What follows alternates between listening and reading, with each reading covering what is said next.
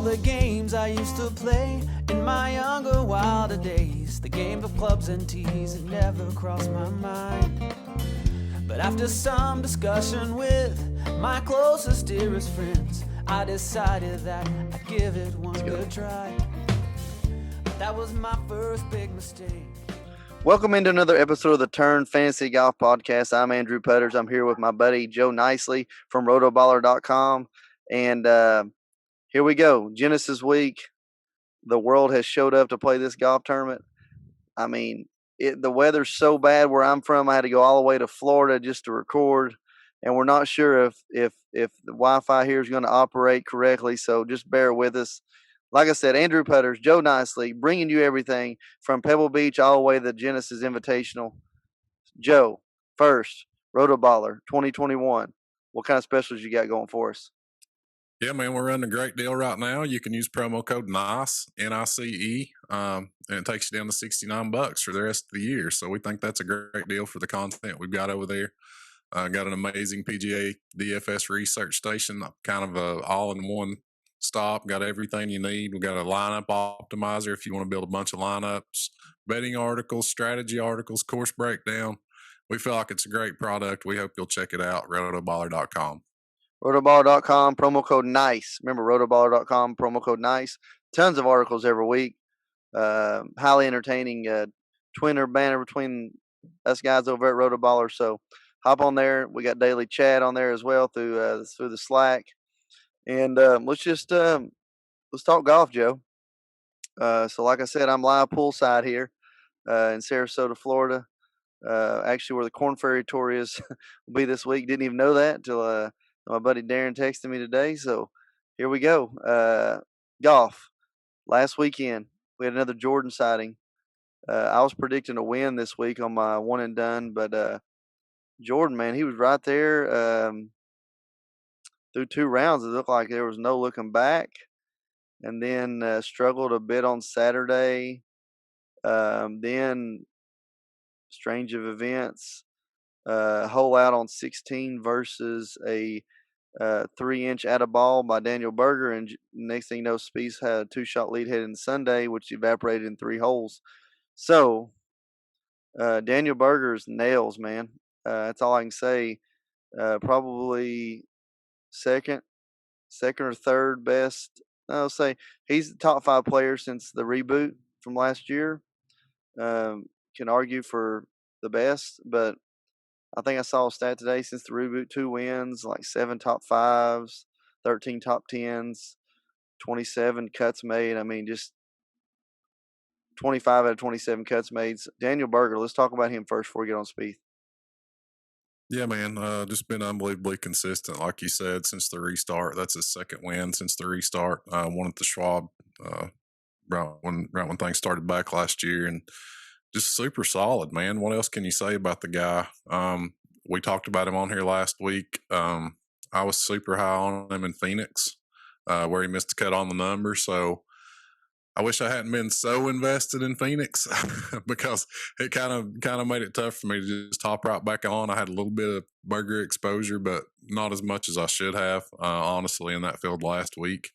But the guy's just world class, man, from tee to green. You have to love his game. Struggled with injuries there for a couple of years, a wrist and hand injury, which was serious and really derailed him, but he's back on track now. And just really feels like one of those guys that's going to be on the PGA Tour for, the next 15, 20 years, really. That type of game, that type of consistency. So not a huge surprise to see Berger there. We did both like Spieth. I had him as my one and done last week as well, and played good, man. T3, can't complain with that. Obviously, we'd like to see him get the win, but irons looked really good again. He gained 4 strokes on approach last week. That's kind of what I'm keeping an eye on. And as long as those irons are there, never been a great driver of the golf ball, but as long as those irons are there, he's going to give himself some chances. So we'll see how he looks this week at Riviera. Different golf courses. This is going to be a little stiffer test, especially off the tee. So it's going to be real interesting to see where he's at this week. But, man, I'm pumped for this tournament. I love this golf course. An amazing field. So looking forward to getting into Genesis, man. I feel like Genesis every year is top 5 tournament. non-major tournament anyway. Usually have a world-class field. Usually ball strikers win here, so you're going to see a great person that wins is going to put on basically a ball striking show year in, year out. Last week though, I want to touch on a couple of things still here about the Pebble. Daniel Berger obviously deserved to win. I mean, nobody hit it better than him. What seemed to be, he was in it every, Saturday. I watched Saturday and Sunday every shot pretty much. I was on TV. I'll say this about him, that he really put the nail in the coffin with the eagle on 18. But up until then, Spieth was right there, and I know he played awful on Saturday and Sunday. When I say awful, we had to see every shot, so we see him hit it all over the place. But opportunities were still there. If he'd have got hot with the putter, Berger wouldn't have won that tournament, even though he beat him by 4 shots. Probably he still wouldn't have. I mean, there were several times Spieth was 10, 12 feet and just came up short with the putter. Not saying he putted bad. I'm not saying that at all. But if we'd have seen the Jordan Spieth whenever he made everything he looked at, it would have been tough for Berger to handle. Now, in saying that, man, Berger on Sunday, 7 under 2 eagles. He started with an eagle, ended with an eagle. Is pretty amazing. You really got to get what you get on those first 7 holes, and he did that. I mean, really, both Saturday and Sunday. So, and then stay alive on the back 9. So, great tournament. Nate Lashley, lastly, before we move on, seemed like he was pretty much in control, and I like the way he walks with the lead. I remember last year you said he was 2 years ago. What he won, I think in Minnesota maybe, or Yeah, in Tri Detroit. Cities, Detroit, Yeah, yeah. And won by like 6 shots. I can see why. yeah, The dude walks around with this big S on his chest when he's playing good. It seems like, and I mean up until that last little mishap, little 4 putt from 13 feet. But I'll say this: I don't think Pebbles look better for me on TV. I'm not yeah, saying that it was tough. Not saying that it just looked like the PGA, the people that set up that golf course every day set it up right. They had yeah, some days the yeah. holes were drivable, some days they weren't. Yeah, especially this year, man. With I loved it without the amateurs there, which I know we can scream and cry about that all we want to, and it'll be back next year. COVID permitting, but such a much better tournament without the pro-am thing going. Like you said, man, they moved a lot of things around this year from day to day. Moved a lot of tee boxes, a lot of cool pin placements, and you have to think they couldn't do that with the amateurs there, so they were kind of stretching their legs a little bit while they had a chance. And it really is a shame that we don't get to highlight Pebble, every single year, kind of like we did this past week. But yeah, man, I'm with you. It's definitely the best AT&T we've seen there in a long time. Yeah. So moving right into Riviera, man. Genesis Invitational, previously known as the Los Angeles Open. Been around, like I didn't know this. Been around 95 years. Old, one of the OGs. It's been played for the most part. It's always been played in Southern California, LA area, but it's been here at the Riviera Country Club now for 57 years. Like you said, Riviera Country Club. I mean, I don't know of anybody that really says anything bad about this golf course that I could have ever heard of. Par 71, 7,300 yards. Excuse me. That's the seafood I'm burping up there. Sorry, Joe. Uh, no, Riv, Riviera Country Club. Like I said, 7,300 yards, par 71, private golf course.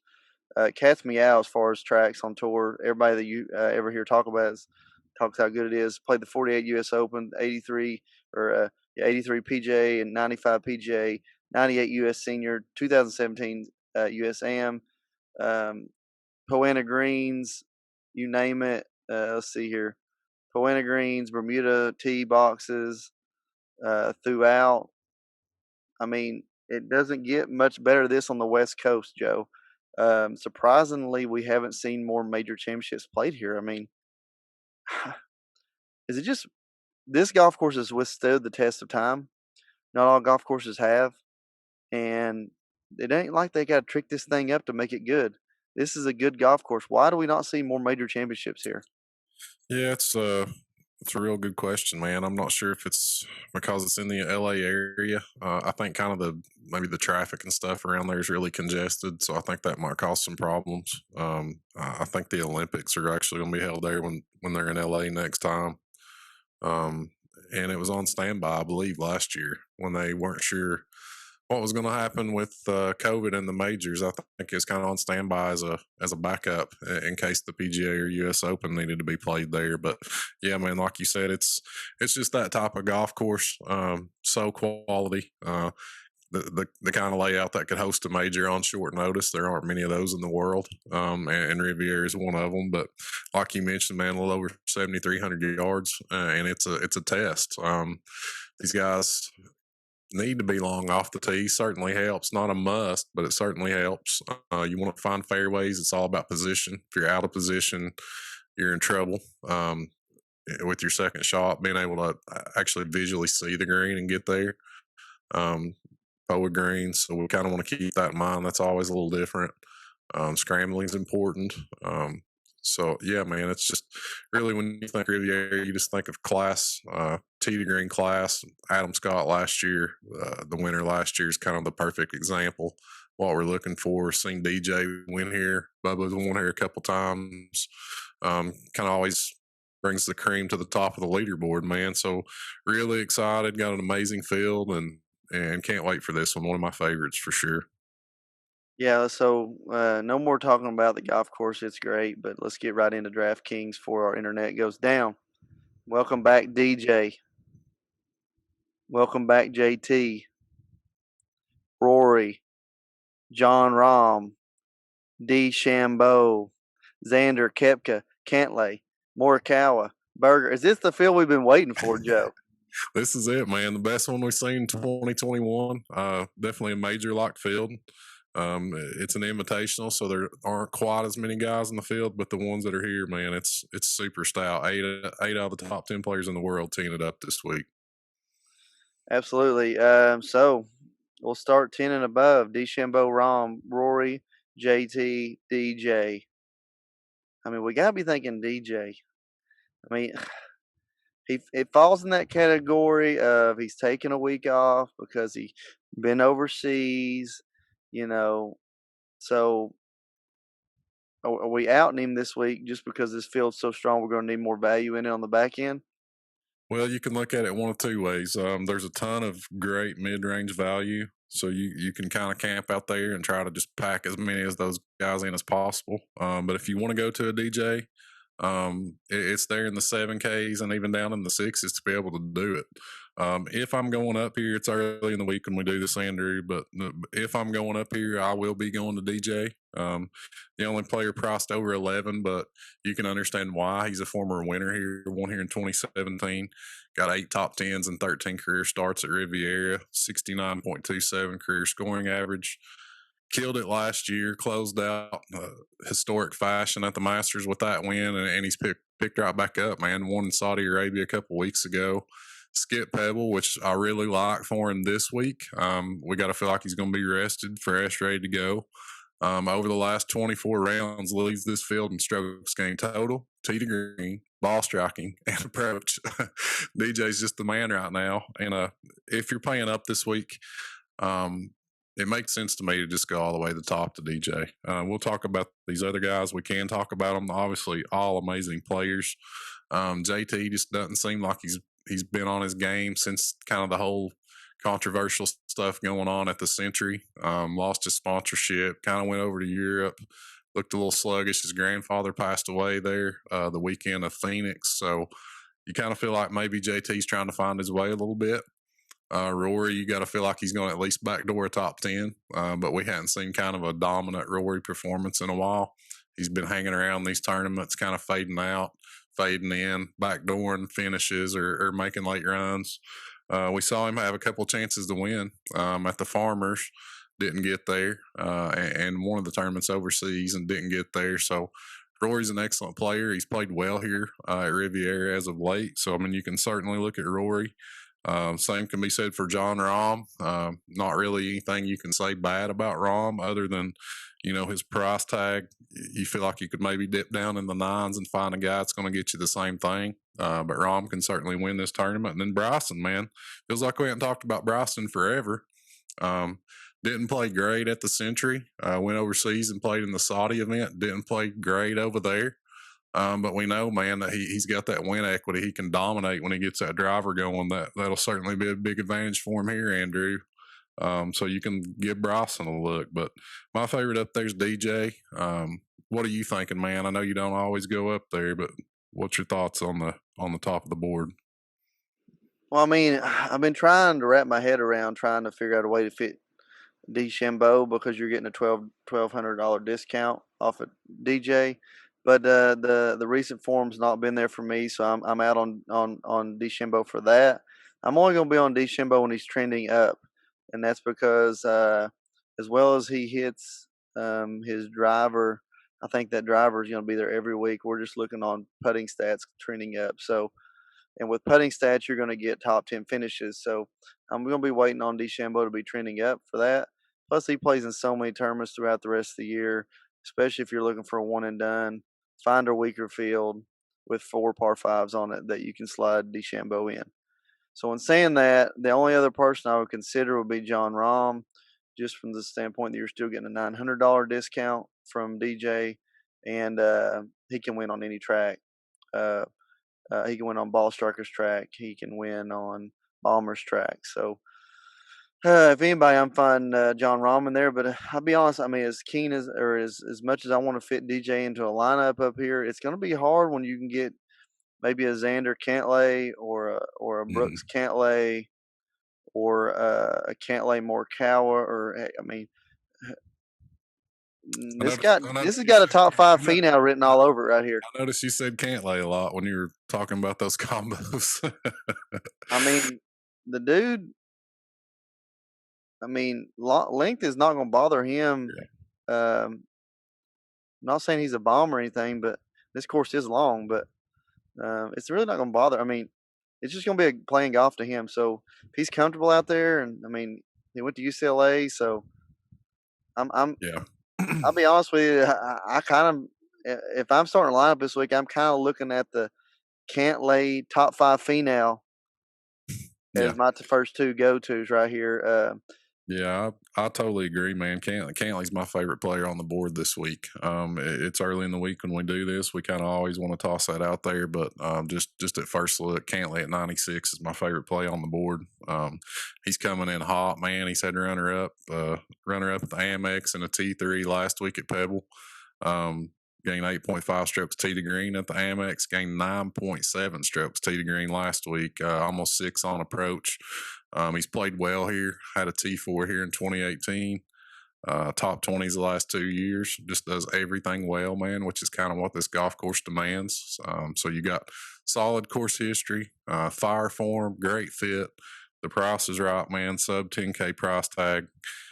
He's going to be popular, Andrew, but I'll be starting a ton of lineups with Cantlay. He really sticks out to me. Also there in the nines, I think you mentioned Xander really quickly, but really public letdown, honestly, at Phoenix. Kind of everybody watching, the final round before the Super Bowl, and Xander just with a horrible performance there in that final round, looked terrible. I don't know if that's going to put a huge dent in his ownership. You kind of have to feel some people are going to be off him a little bit after that, but I don't mind coming right back on, man. He's had a top 10 and 2 top 25s and 3 career starts at Riviera. That runner-up at Phoenix was his second runner-up. Had one at the Farmers also, and it feels like he's primed. It's either going to go one of two ways. He's going to let that performance really hurt him, kind of knock his confidence down going forward, or he's going to be pumped up to kind of prove everybody wrong. So I think you can definitely go back to Xander there at 99. Morikawa, I love him, but at 9,500 in this field, man, I hate to say it, almost feels a little overpriced for what we've been getting. I mean, he's played well. He's got a couple top 10s in his starts this year in Hawaii. Played over in Dubai, didn't play well over there. And while I love Morikawa and I feel like he's got the iron game needed to win here, that feels pretty stout in this field, especially when you can dip down to a Tony Finau there at 93. He's got 2 runner-up finishes at the Farmers and at the Saudi this year, so he's playing great golf. Had a top 5 at the Amex. Got a runner-up in this event on his resume, I think back in 2018. So, yeah, we know that the win equity factor is always gross when you're talking about Tony, but man, you really have to give him a look on this golf course with these long, hard par 4s. And then Adam Scott, defending champ. We know he's just a class player, man, in kind of every area. Has played really, really well here. Had a T10 at the Farmers. Hadn't had everything quite click for him yet. When you look at his stats, they're he's been a little bit off in one area, it seems like, each start. So you can kind of feel like maybe he's not hitting on all cylinders, or you can feel like he's working on putting everything together. But definitely think you have to consider Adam Scott there at 9. Anybody that I didn't touch on other than Jordan Spieth? you wanna talk a little bit about Jordan there, man? No, as much as everybody on this that has ever listened to this podcast probably knows, I'm a Jordan Spieth lover, mainly just what he does to the viewership as far as watching on TV. But definitely out on Jordan. You cannot force him in a lineup this week. There's certain golf courses he does not perform well. This can be one of them. I'll throw another one out there that you can put in your little pocket for future reference. Do not look at him at the stadium course down in the Players in the future. Try to force him in lines before there. It does not work. So I love Adam Scott here. Adam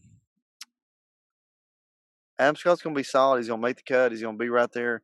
I mean, obviously he can win because he won last year, but can we really trust Adam Scott any more than we can trust Victor Hovland, which is an Adam Scott?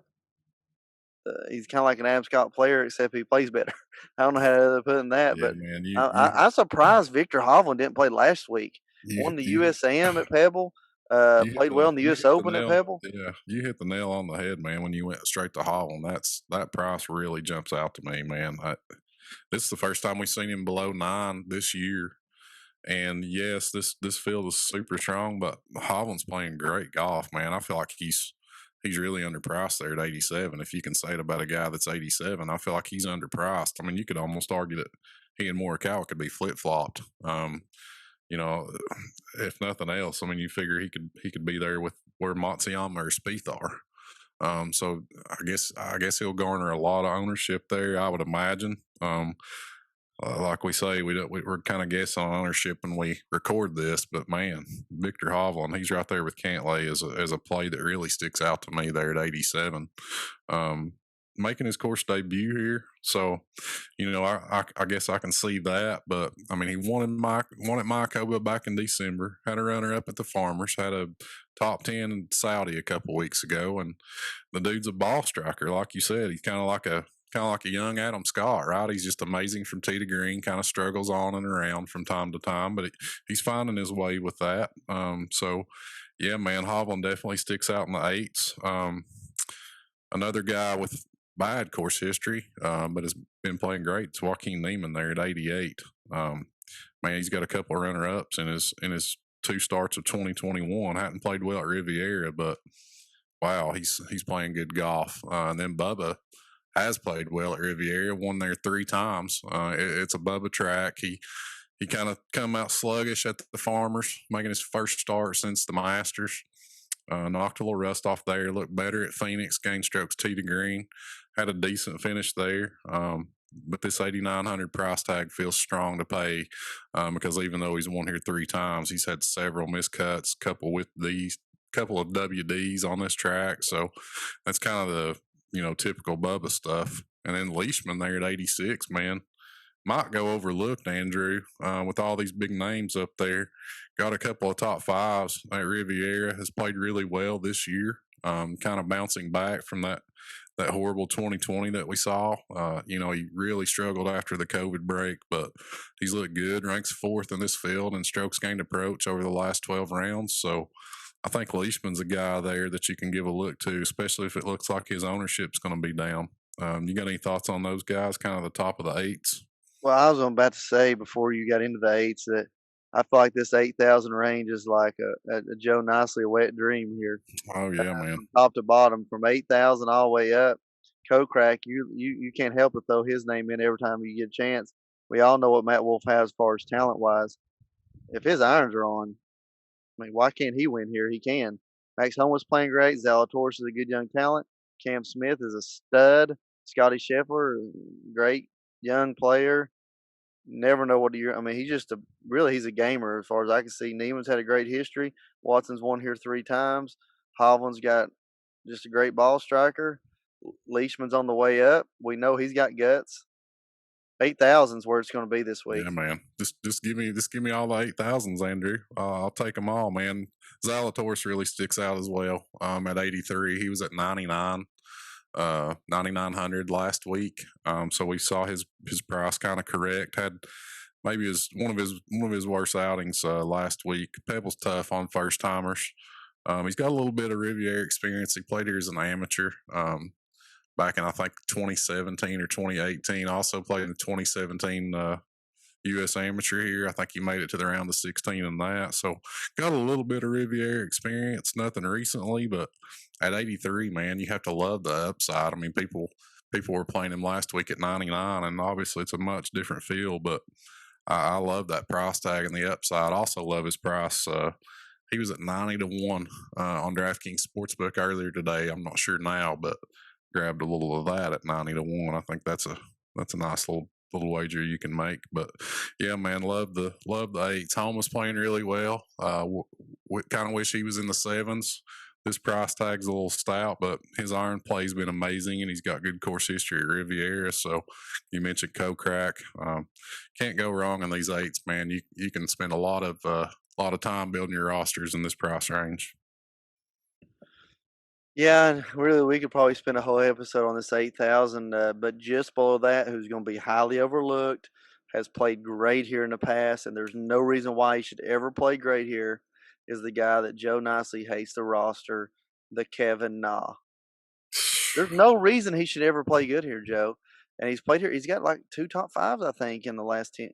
He's probably played here about 10 times. So, and you know what the worst part is? He's playing good too, Joe. Yeah. So, I mean, Yeah, bad he boys, is. bad boys, what you going to do, you know? Yeah, I think he had back-to-back top 5s here, like, actually in like 17, 18. So, man, he's just one of those guys. I kind of just, especially with the strength of this salary scale, Andrew, and the guys that are around him, he's just one of the guys that I can live with getting beat. If Kevin Na beats me at 7,900, with the guys that are around him, really like Carlos Ortiz. I feel like he's volatile, kind of in the Na lane as far as being unpredictable. But man, he's really, really stabilized since winning in Houston. Been on a really good run of golf here. Had a chance to really win the Farmers, and then just ejected over the weekend there. But he's made 5 straight cuts. Got a top 10 and a top 5. That's not even counting the Farmers, where he had that bad Sunday. But he's also played very, very well at Riviera. Made 4 out of 4 cuts here. Had a top 10 in 2019.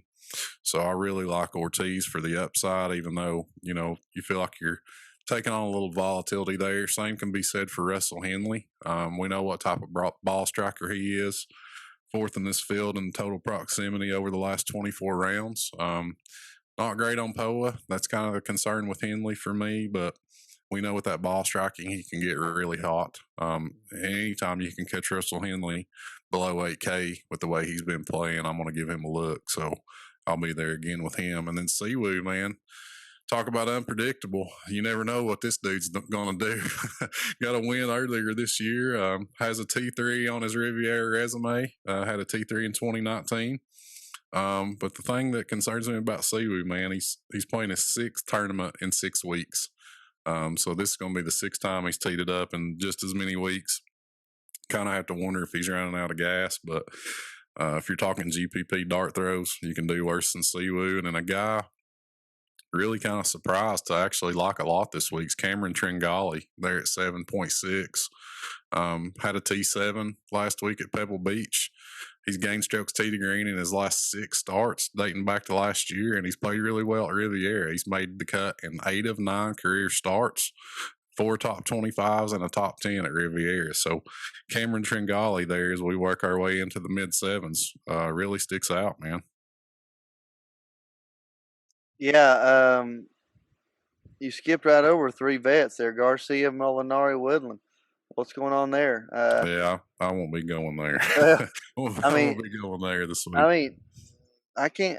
I don't figure. Can't figure Woodland out, man. Yeah. Can't figure it out. Yeah, I mean, I think this is the type of week, Andrew. I mean, we could probably sit here and make a case for all 3 of those guys. Sergio's been playing pretty well over in Europe. This is his type of track. He's traditionally played well here. I think he's made the cut in his last 3 starts here. Molinari struggled last week, but before that, he'd looked back. Same could be said for Woodland. He's looked good a couple times out this year. So I mean, you can make a case for any of those 3. But with the talent and kind of consistency that's available above them, and the upside that's available cheaper below them, you start getting down. Talking about a guy like Tringala we mentioned. And get down in those mid sevens, man, where you got really talented ball strikers, Corey Connors, Cameron Davis. I mean, these are guys we like to play and have been paying, upwards of $8K for, and we can get them for 75 this week. So that's what takes that little trio there of vets out of consideration for me this week, man. I got you. Plus, I mean, in reality, you got a guy like James Hahn less than them that's actually really had better finishes here, and maybe missed the cut last week, but he could have been on an emotional low point after blowing that big lead, or blowing that lead on the back nine Sunday week before. So moving on down, I'll be honest, I like a Streelman, Griffin, Norlander, any of those 3 too. In this 7K range, tons of 7K guys. Sam Burns, love it. Hoffman, unfortunately, love it. I can't. I mean, JT Poston's a ball striker, so I mean, I haven't loved any history here, and there's no reason Adam Hadwin should play well, but has before. Luke List, ball striker, who knows? McNeely, great weekend last week with the sickest club twirl in the history of golf since Tiger Woods' era on 18. So that was amazing. Yeah, Kuchar coming off a tie for second last year. You got Grillo. I mean, Taylor Gooch probably a little bit too expensive here for my taste. Guy we've already talked about, Nate Lashley. If he's on, man, I like him anytime. Honestly, after watching, I've never ever watched him play golf. He looks like a guy that's plays captain in your little Sunday gaggle at your country club that for some reason shoots 62 every Sunday. That's the guy I like. KH Lee coming off a great tournament. I mean, we go on and on for anybody really. This field is so stacked, people.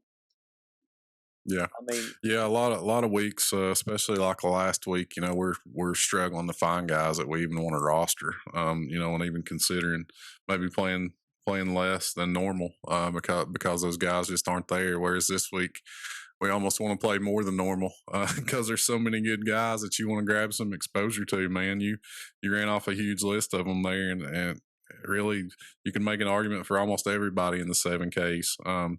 Mentioned Tringali, who I really like, Connors and Davis there, Streelman and Griffin. You have to like. Norlander's been playing amazing. Kind of like Siwoo, though. He's about to play for the 6th time in 6 weeks, and did kind of fizzle out over the weekend at Pebbles. So you kind of wonder if he's running out of gas. But, man, he's put together a really great year so far there at 74. And then Sam Burns is another guy that's put together a pretty strong 2021 to this point.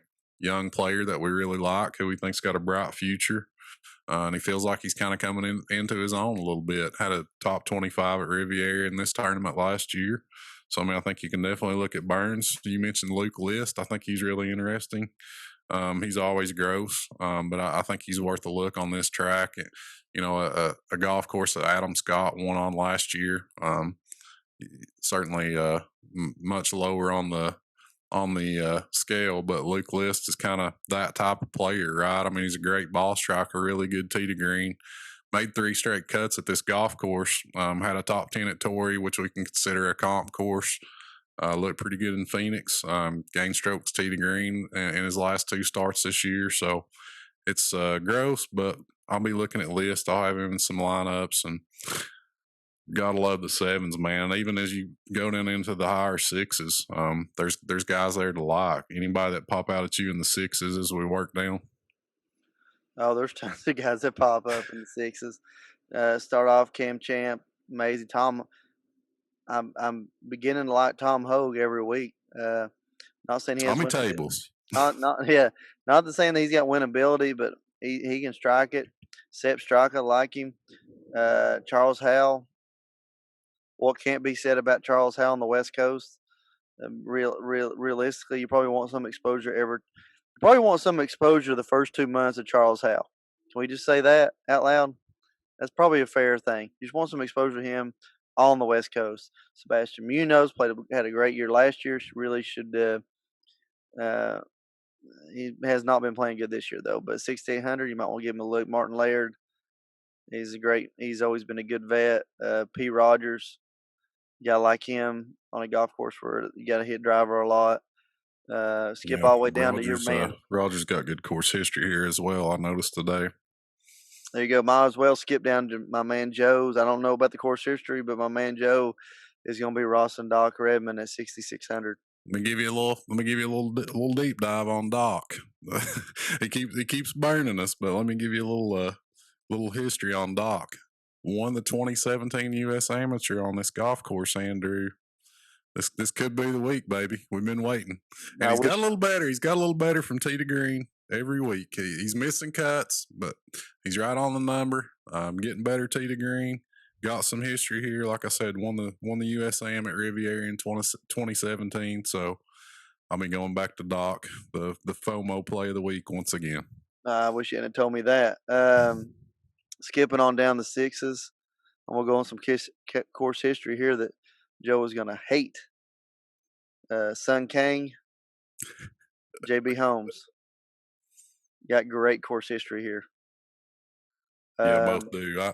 I noticed Kang's today, man. It really jumped out. I couldn't believe that. Made the cut in 6 out of 6 starts at Riviera in his career. Runner up last year, T8 2016. The form's been hit and miss undoubtedly, but I look back at his previous history, kind of going into this tournament, and there's no rhyme or reason to it. He just always seems to show up and play well here. So I think you can give Kang a look down there. I won't be on JB, but I wouldn't give Kang a look for sure. And then, I mean, even going on down, there's, some guys maybe not guys you want to hang your hat on, but some guys you can look at. Brian Stewart played well last week. Played well here last year at Riviera. Your boy Stuart Sink, he's a vet. And then Wesley Bryan, I mean, he's burned us a couple times. He just doesn't get the reps, man. Doesn't get the starts to really feel great about. But down there at 6.1K, just 100 above the minimum, I think you can look at Wesley Bryan. And there were a couple of guys I think you touched on, but I really didn't. There at 69, Matthew Neesmith and Doug Gim. Doug Gim actually finished second to Doc here at the USAM in 2017, and he's been playing really, really good, man. Had a good swing season and kept it going. Had a T21 last week, gained 4.5 strokes tee to green. So I think you can definitely look at Gim, and you can look at Neesmith, who's on a little bit of a heater. Gained 5.6 strokes on approach last week. So those two stuck out. Vaughn Taylor, another guy with really good course history.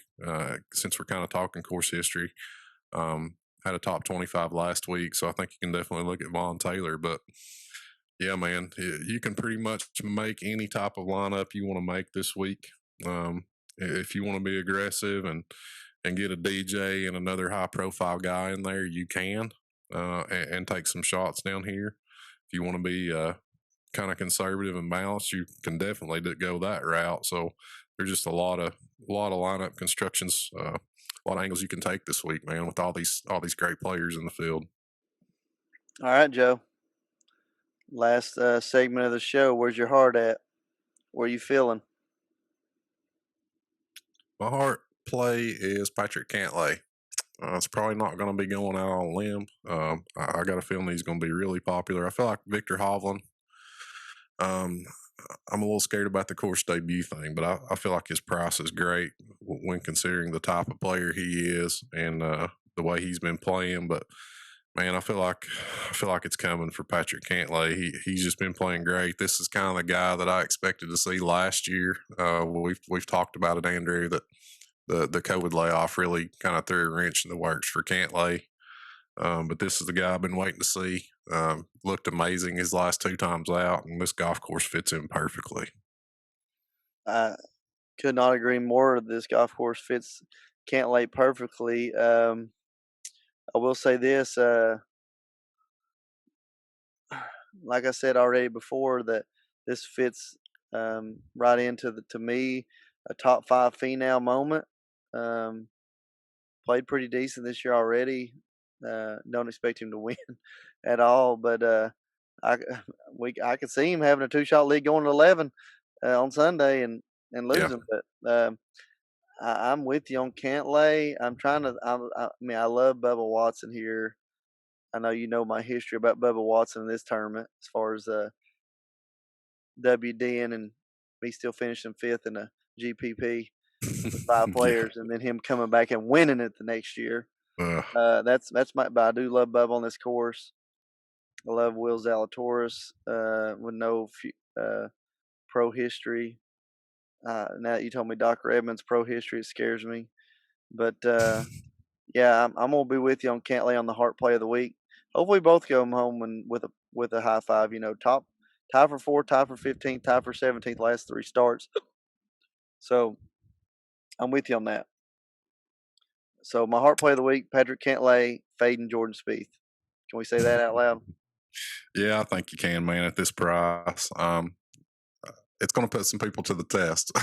It's going to put some people to the test if they're going to stay on the Spieth train this week. You know, his iron play indicates, you know, that he's playing well. I mean, I don't think there's anything fluky about what he's doing. It's, you know, it's actually what you want to see to make you feel like he's heading in the right direction. He's not doing it all with the putter. It's kind of based on really solid iron play, and that's what I think, you know, has been missing from his game. That's what gives me hope that he is on the right track, and he can play well this week. I mean, don't get us wrong, but when you start talking about 9,200 in this type of field with the players that are a little bit above him and a little bit below him, I just can't pull the trigger on it. I think more than anything with Spieth is the type of golf course more than even the field, in my opinion. You know what I was thinking about, Andrew? When you were talking about him earlier, when we kind of originally went through the slate, we could legitimately, with just a couple of things go different, we could legitimately be talking about Jordan Spieth coming into this tournament on back-to-back wins. I mean, he has been there on Sunday 2 straight weekends. So, I mean, it's just, you know, a couple of things here, a couple of shots there, and we're talking about Jordan Spieth winning back-to-back tournaments this week. But just wanted to throw it out there. I just thought it's crazy when you look at where Spieth has been for the last 3 years and how close he's been to winning 2 tournaments over the last 2 weeks. I agree, and it's great for golf. So there you go on that. Heart plays are in. Last time that me and Joe agreed on a heart play was the 2020 Masters, and we know what happened there. DJ to the top. So book him on down, Patrick Cantlay. Book him on. Go ahead and get the pen out. Start putting it in the ink. So I got him at 16.5 to 1 earlier today. I felt really gross at that number, but I put a little money down on him. That's how confident I feel. There you go. Patrick Cantlay, 2021 Genesis Invitational champion. I'm Andrew Putters. That's Joe Nicely. Thank you, Rotoballer.com. Use the promo code NICE, and the Turn Fantasy Golf podcast is out. I'd give it one good try. That was my first big mistake. I've already hit 3 in the lake. It's gone.